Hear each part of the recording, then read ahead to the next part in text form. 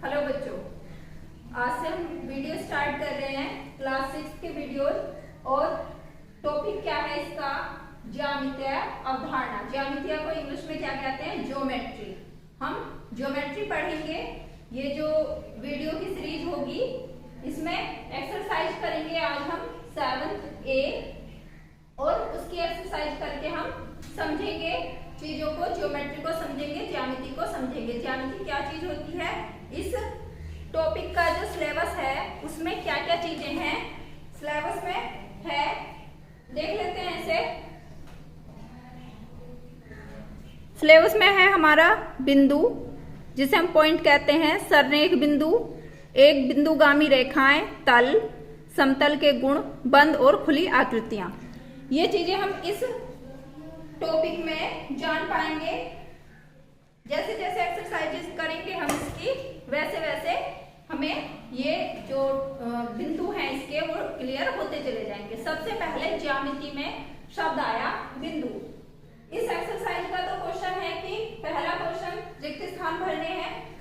रिक्त स्थान भरने से पहले ये शब्द बार बार समतल में स्थित दो बिंदुओं से होकर रेखा खींची जा सकती है। इसमें जो चीज है जो हमें जानना है, जो ज्यामिति का बेस है, जहां से ज्यामिति शुरू होती है। जैसे अंकगणित शुरू कहां से होता है? अंकों से शुरू होता है। हमारी ज्यामिति ज्योमेट्री कहां से शुरू होती है? इसमें क्या होती हैं? आकृतियां होती हैं। इसमें क्या होती हैं? आकृतियां होती हैं। आकृति क्या है? ज्यामिति का पार्ट है। वो आकृति कुछ भी हो सकती है। ये सारी चीजें क्या है? हमारी आकृतियां हैं। बहुत प्रकार की आकृतियां होती हैं, लेकिन सब आकृतियों का मूल क्या है? मूल है हमारा बिंदु। अगर बिंदु ही नहीं होगा तो किसी भी आकृति की रचना संभव नहीं है। तो बिंदु की अगर डेफिनेशन देखी जाए तो बिंदु क्या है?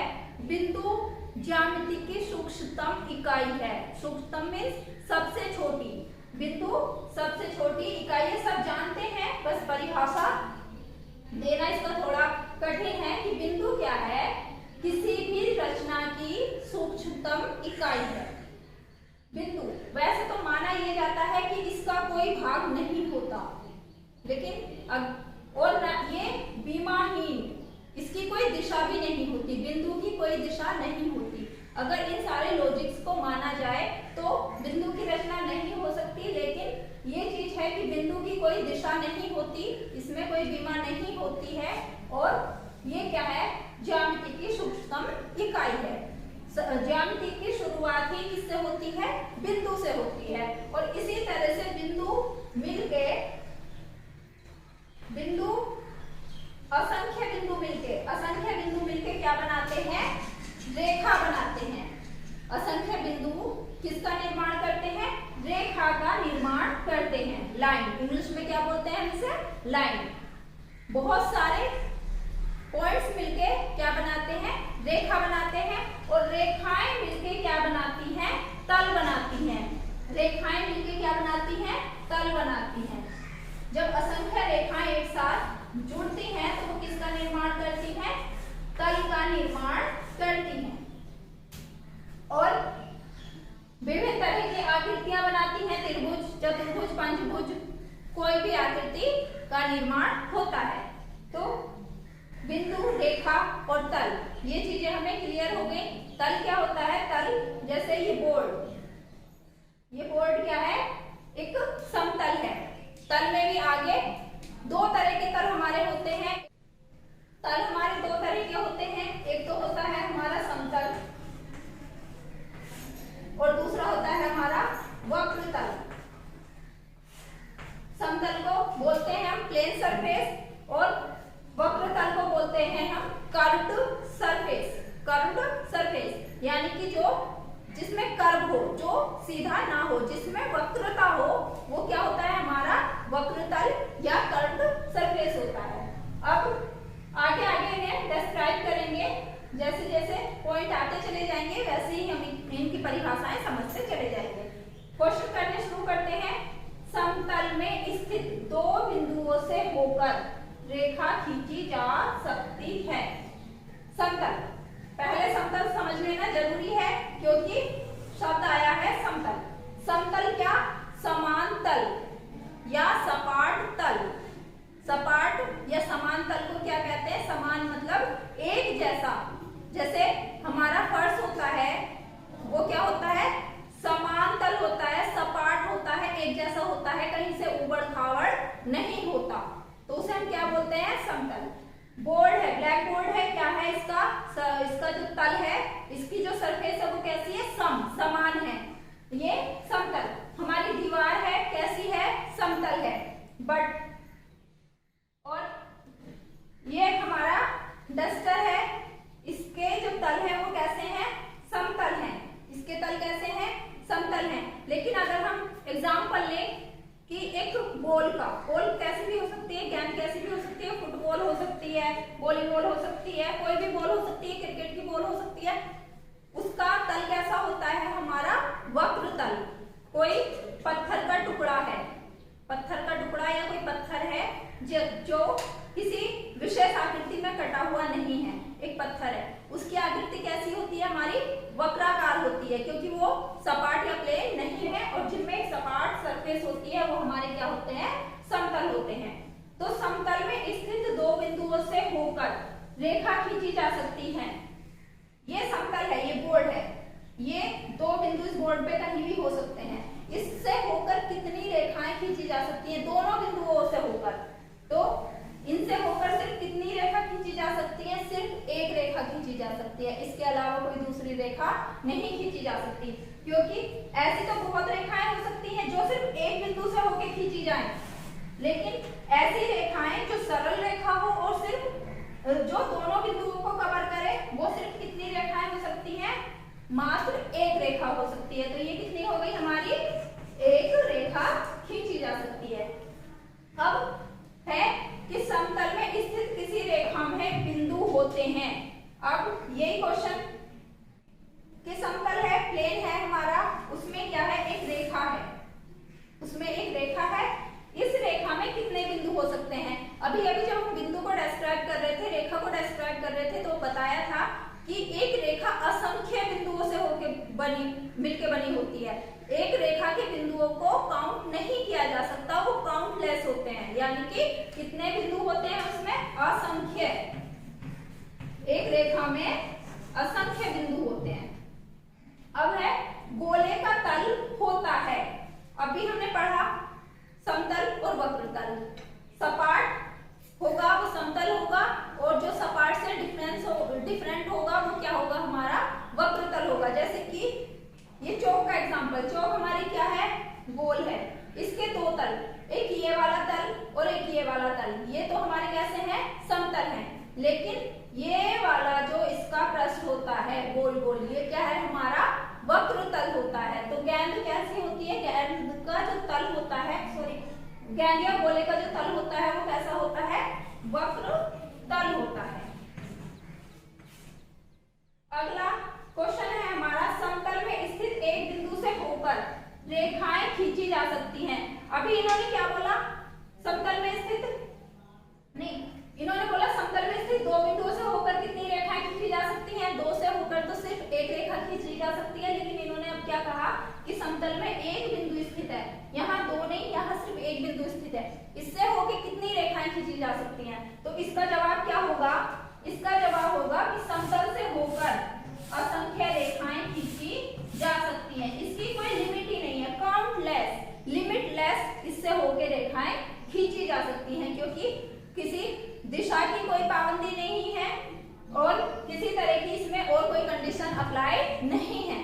तो एक बिंदु जो समतल में स्थित होगा उससे होकर असंख्य रेखाएं खींची जा सकती हैं। इस क्वेश्चन का भी आंसर क्या होगा, असंख्य।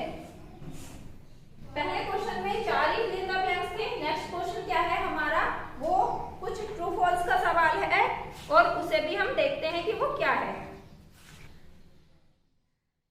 हमारा दूसरा क्वेश्चन क्या है, दूसरे क्वेश्चन में हमें ट्रू फॉल्स बताने हैं। ट्रू फॉल्स पहला देखते हैं, कागज का तल समतल है। पहला क्या है, कागज का तल समतल है। एग्जाम्पल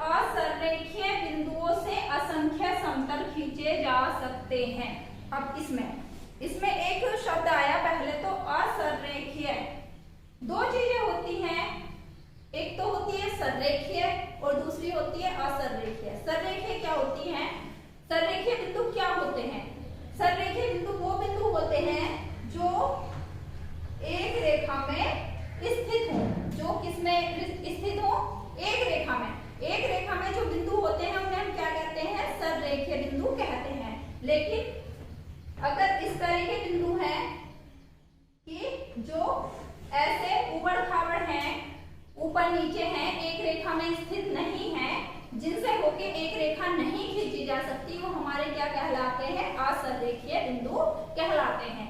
अब अपना देखते हैं कि हमारी स्टेटमेंट क्या है। 3 असररेखीय बिंदुओं से असंख्य समतल खींचे जा सकते हैं। तो एक लाइन में तो इसका जवाब है कि नहीं, ये क्या है? गलत है। 3 असररेखीय बिंदुओं से सिर्फ एक समतल खींचा जा सकता है। सिर्फ कितने समतल खींचे जा सकते हैं? एक समतल खींचा जा सकता है। अब इसे हम समझ लेते हैं एक एग्जांपल से। अगर ये 3 ना होके 2 बिंदु होते, और एक चीज और कि अगर हमारे बिंदु 2 हैं तो वो हमेशा क्या होते हैं? सररेखीय होते हैं। वो किसी भी स्थिति में हो, उनसे 2 बिंदुओं से होके हमेशा एक रेखा खींची जा सकती है। लेकिन अगर बिंदु 2 से अधिक दे रखे हैं तो जरूरी नहीं कि वो सररेखीय ही हो। तो ये क्या है हमारा कि 3 असररेखीय बिंदु हैं। पहले हम देखते हैं कि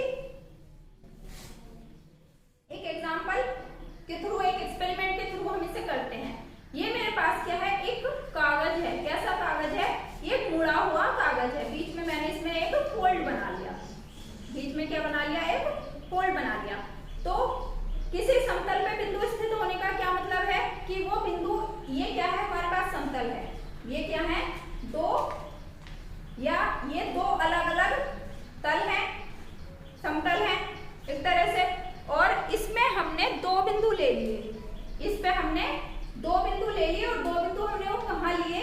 वो 2 बिंदु हमने बिल्कुल इस पे जो क्रीज है ना, ये जो किनारा है जहाँ ये फोल्ड है, ये 2 बिंदु हमने इस पे मान लिए कि ये 2 बिंदु हमारे यहाँ स्थित हैं, इसकी क्रीज पे स्थित हैं। तो इसमें हम क्या देख रहे हैं?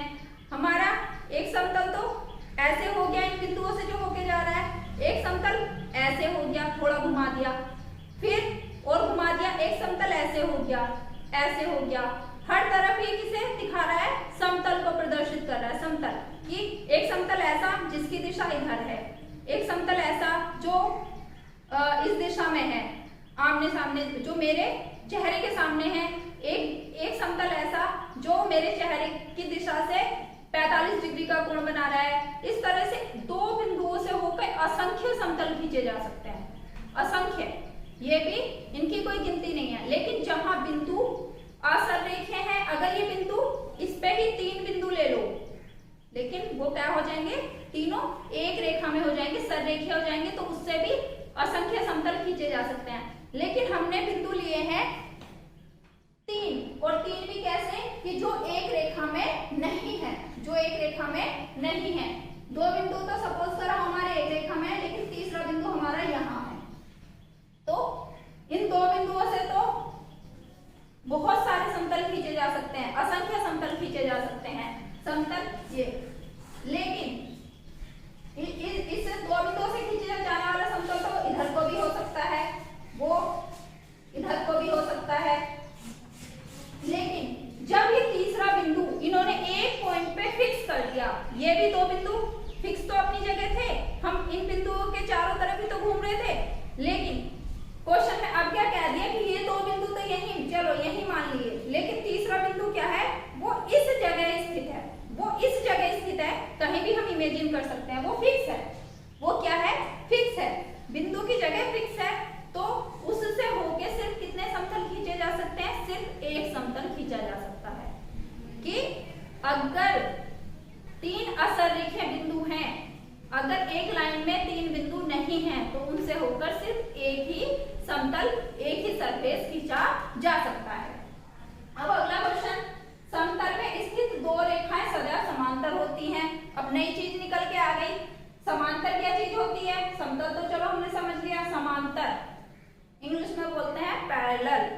कुछ चीजें जरूरी नहीं कि हमें इंग्लिश में समझ में आ जाए, कुछ चीजें जरूरी नहीं है हमें हिंदी में समझ में आ जाए, क्योंकि कुछ शब्द अपने आप में अपनी परिभाषा दे देते हैं। जैसे कि समांतर, समांतर मीन्स समान अंतर, जिनके बीच में समान अंतर हो वो क्या कहलाते हैं? हमारे समांतर।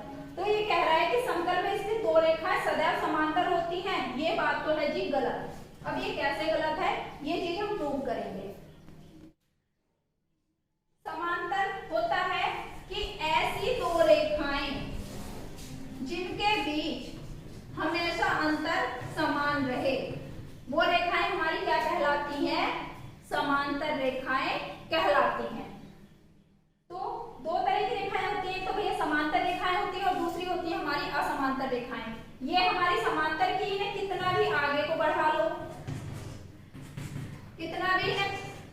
पीछे को बढ़ा लो, कोई सी भी दिशा में इन्हें बढ़ा लो, इनके बीच का अंतर हमेशा समान रहेगा, तो वो समांतर रेखाएं होंगी। और दूसरी होती है असमांतर रेखाएं।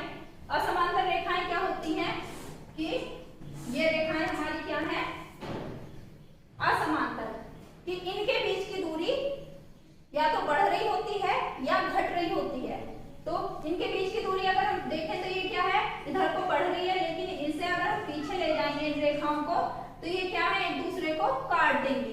असमांतर रेखाएं कहीं ना कहीं एक दूसरे को प्रतिच्छेदित करती हैं।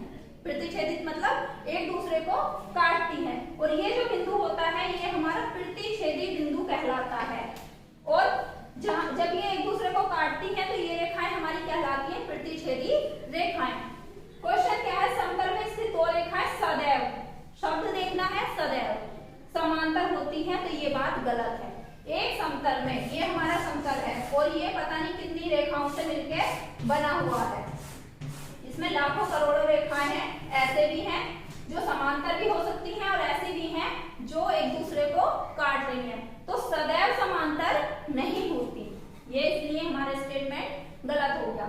अब क्या है कि कमरे की दीवार का तल समतल है, ये तो हम एक्सप्लेन कर चुके हैं कि हाँ जी कमरे की दीवार क्या होती है, प्लेन होती है, उस पे कुछ ऐसा ऊंचा नीचा नहीं होता, वो हमारी क्या होती है, समतल होती है।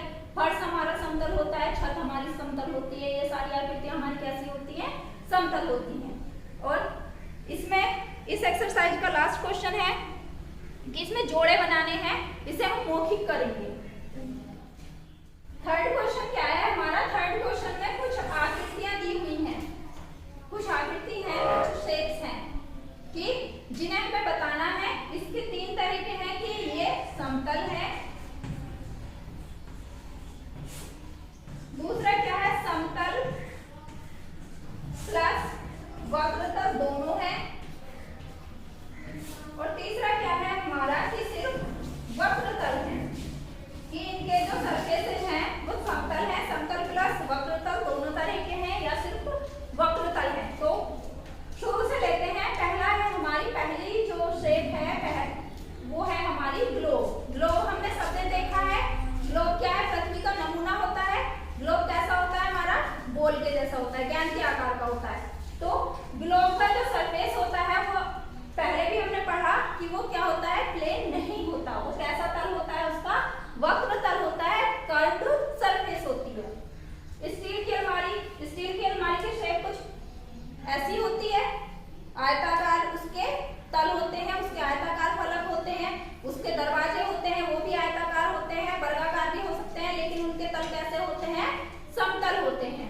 तो इन दोनों, ये क्या हो गया, ये तो हो गया हमारा वक्रतल, और स्टील की अलमारी हमारी हो गई समतल। अब चीज है खीरा। खीरे की शेप कैसी होती है, कुछ कुछ बेलनाकार होती है,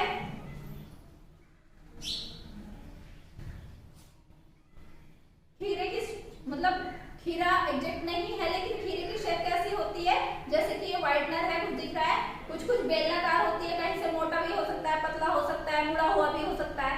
तो उसका जो तल होता है वो क्या होता है, हमारा वक्र तल होता है, यानी कि प्लेन नहीं होता, उसका तल कैसा होता है, वक्र तल। अब है लोहे का पाइप। पाइप का मतलब जो बीच में से खाली हो, जो बीच में से थोतरा हो, तो लोहे का पाइप। लोहे का पाइप का एग्जाम्पल भी हम इसी से देख सकते हैं या पेन से ले सकते हैं कि ये पाइप है, थोतरा है, तो पाइप के ऊपर सिर्फ कैसा सरफेस होता है, अगर वो खाली है अंदर से तो उस पर सिर्फ कैसा सरफेस होता है, कर्व्ड, सिर्फ वक्र तल उसका होता है। तो ये लोहे का पाइप भी हमारा कैसा होता है, वक्र तल होता है इसका। अब एक चीज है शंकु। शंकु की शेप किस तरह की होती है,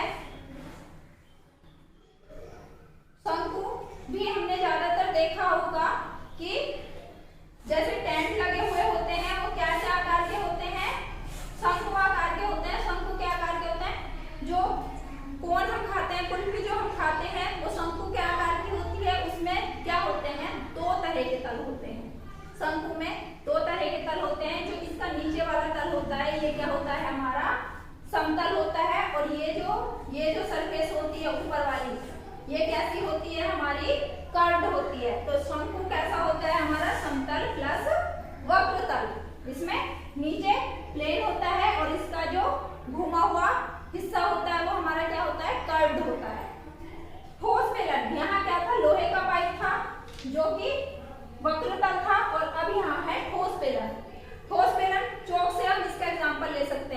बेलन कैसा होता है, सबने देखा है कि इसमें एक नीचे भी सरफेस होती है ठोस में, ऊपर भी सरफेस होती है।